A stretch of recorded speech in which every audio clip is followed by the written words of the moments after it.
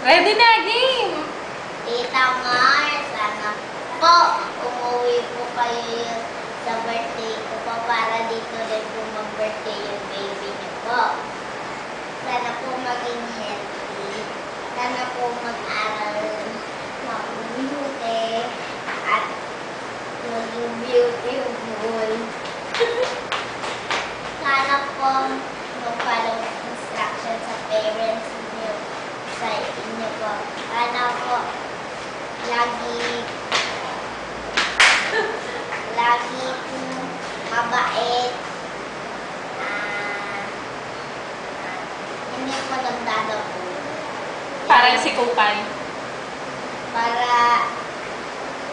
Para hindi ko kayo mag-alam. Bye-bye. Bye-bye! Naputuloy kami kahapon. Bye-bye!